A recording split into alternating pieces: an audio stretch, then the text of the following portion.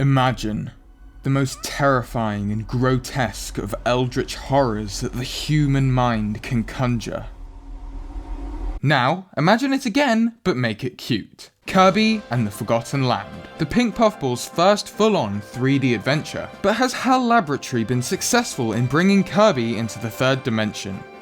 That's what I'll be discussing in this spoiler-free review of Kirby and the Forgotten Land for the Nintendo Switch. The story that the developers were trying to tell through Kirby and the Forgotten Land isn't anything very complex. There are three main story beats which come at the beginning, middle, and end. And there's also a little bit extra in the post-game. Kirby fans can rest assured that the game does, however, end in a spectacular way just like most entries usually do. And the story beats come with very well animated cutscenes with music which matches in quality. The game begins with Kirby and the Waddle Dees going about their regular business, when a mysterious vortex opens above Planet Popstar, which they are unable to escape from.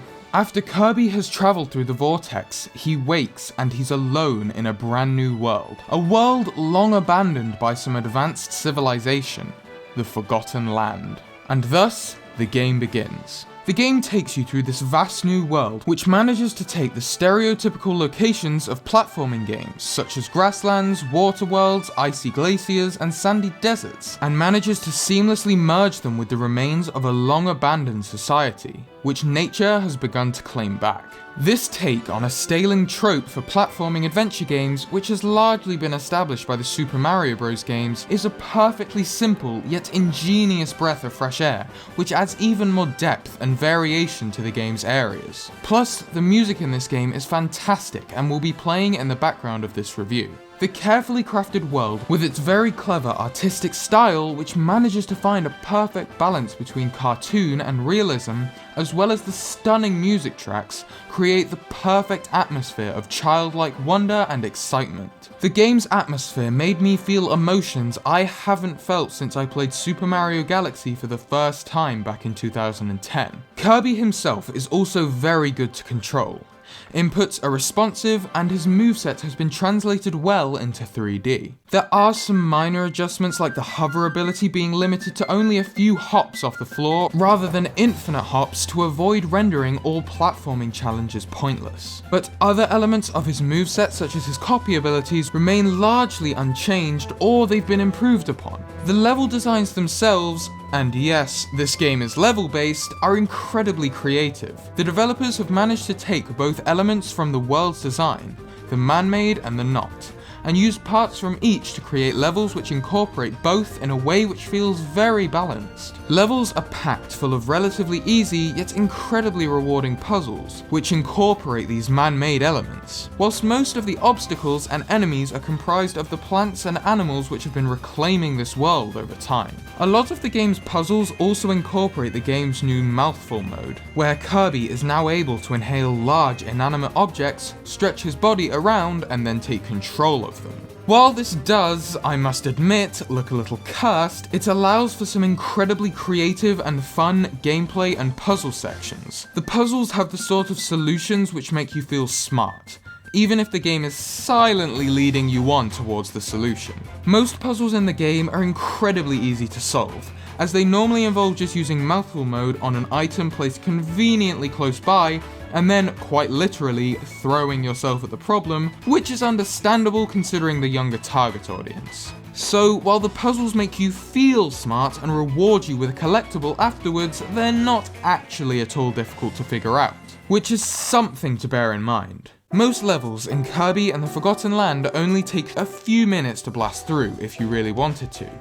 But if you take the time to explore, there's a lot to uncover, and the game makes sure to reward you if you do. There's plenty of collectibles hidden throughout the world in sneaky spots or at the end of puzzles, the most notable of which being little gacha figures which portray characters from the game. These gacha figures also come with a paragraph of text which reveals some of the lore behind the game's world. Each of the game's levels also come with a set of optional tasks to complete too, which range from finding food collectibles to solving a secret puzzle off the beaten track. For each of these tasks you complete, you rescue a Waddle Dee, which was kidnapped by the mysterious Beast Pack at the start of the game. Completing these tasks is incredibly rewarding, as the more you collect, the more you rebuild Waddle Dee Town, the game's hub area. You unlock everything from minigames to Kirby's house, a coliseum, a cinema, and shops to buy healing items and buffs from. It's absolutely worth rescuing all the Waddle Dees that you can, so that you can watch this town grow and expand with more fun buildings to check out and expand your experience with. The most notable of which being the weapon shop,